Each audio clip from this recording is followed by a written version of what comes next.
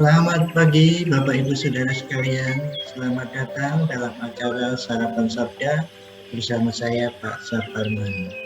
Sarapan kita pada pagi hari ini diambil dari Matius 10 ayat 24 dan 25. Matius 10 ayat 24 dan 25. Seorang murid tidak lebih daripada gurunya, atau seorang hamba daripada tuannya. Cukuplah bagi seorang murid jika ia menjadi sama seperti gurunya, dan bagi seorang hamba jika ia menjadi sama seperti tuannya. Jika tuan rumah disebut Beelzebul, apalagi seisi rumahnya. Bapak Ibu Saudara sekalian yang dikasih Tuhan, gambaran ini ditujukan kepada muridnya yang diutus, yaitu 12 murid, untuk memberitakan kabar baik kepada bangsa Israel dengan catatan seperti domba di tengah-tengah serigala. Penginjilan itu merupakan masuk ke daerah bahaya. Karena pola pemikiran orang percaya sudah berubah lain dengan pola pemikiran orang dunia, sehingga orang percaya tidak cocok dengan dunia ini, sehingga mendapatkan bahaya yang sudah tertulis di ayat-ayat sebelumnya, yaitu mendapat kemungkinan dihakimi di pengadilan, kemungkinan lagi dibenci, itu yang sudah kita renungkan bersama-sama. Nah, kali ini diumpamakan seperti murid dan guru. Murid tidak akan lebih dari gurunya. Nah, tapi ingat, Bapak Ibu Saudara, ini muridnya manusia, gurunya Tuhan Yesus, jadi tidak pernah akan sama. Kalau sekarang murid bisa melebihi gurunya, karena murid misalnya kalau di kuliah S3 itu ya, seorang murid, seorang mahasiswa harus bisa menemukan penemuan baru yang dosennya tidak pernah menemukan. Jadi pinter mahasiswanya kalau lulus, maksud saya, bisa mempertahankan penemuan baru. Gurunya kalah, dosennya kalah yang menguji ya, tidak bisa mengalahkan, sehingga diluluskan seperti itu. Tapi ini lagi-lagi luar biasanya di sini, guru atau murid bisa menjadi sama seperti gurunya. Itu sudah cukup. Nah, luar biasa ini kalau murid ini sama seperti gurunya, dalam hal ini sama seperti Tuhan Yesus. Itu luar biasa. Dan Bapak Ibu Saudara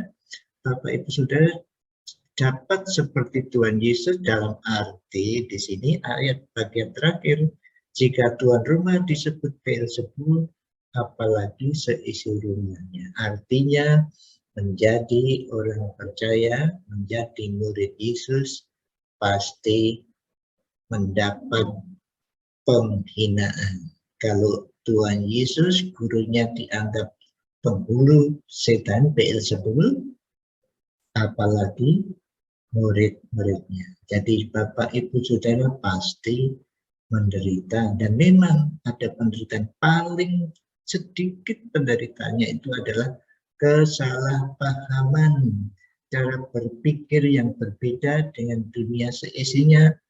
Dengan dunia ini, dengan cara berpikir dunia ini saudara lain, sehingga saudara berbeda, bisa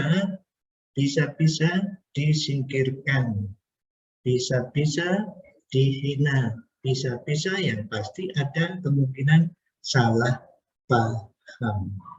Itu penderitaan yang paling sederhana. Tetapi penderitaan yang lain mungkin ada. Walaupun pemerintah kita tidak membedakan kepercayaan apa saja boleh, tidak ada minoritas, tidak ada mayoritas, tetapi dalam praktek hidup mungkin ada orang Kristen sulit sekali mendapatkan kenaikan pangkat misalnya mungkin ini ada, itu bukan pemerintah yang melakukannya, bukan. Mungkin orang Kristen dibenci oleh orang tertentu atau kelompok tertentu, dan itu memang saudara harus mengalami seperti, bukan cari-cari penderitaan ya, jangan salah paham. Kalau saudara menderita karena saudara mencuri, itu bukan karena orang Kristen, tapi karena mencuri itu. Tapi kalau saudara menderita bagi orang sebagaimana menjalani kehidupan Kristen, itu memang seperti itu. Guru kita saja menderita luar biasa, apalagi kita. Rasul Petrus dalam satu tradisi mungkin dikatakan, Petrus mau menderita seperti Tuhan Yesus, tidak layak. Pada waktu disalib dia minta kepalanya di bawah, saya tidak layak disalib seperti Yesus. Ini tradisi. Dan kita, saudaraku yang dikasih Tuhan, kalau Bapak Ibu Saudara disalahpahami karena itu jadi orang Kristen, itulah risiko jadi murid Yesus. Tidak usah heran, tidak usah takut, tidak usah khawatir. Karena saudara itu orang istimewa, bisa diangkat menjadi murid Tuhan, anak Tuhan, pengikut Tuhan. Itu sudah luar biasa. Mari kita berdoa. Bapa yang di surga, kami bersyukur mau menjadikan kami murid-Mu, pengikut-Mu. Tuhan, tolonglah kami bisa mengatasi segala risiko karena kami menyebut Engkau pada waktu kami menghadapi masalah kami sehari-hari di dalam hidup kami. Tolonglah kami bisa menjelaskan melalui ucapan dan hidup kami bahwa kami adalah pengikut. Terima kasih. Amin. Selamat beraktivitas. Jangan lupa prokes, pakai masker, jaga jarak, sering cuci tangan, jauhi kerumunan, tidak usah pergi kalau tidak perlu, di rumah saja, khususnya yang lansia seperti saya ini. Oke, selamat. Tuhan Yesus memberkati Bapak, Ibu, dan Saudara.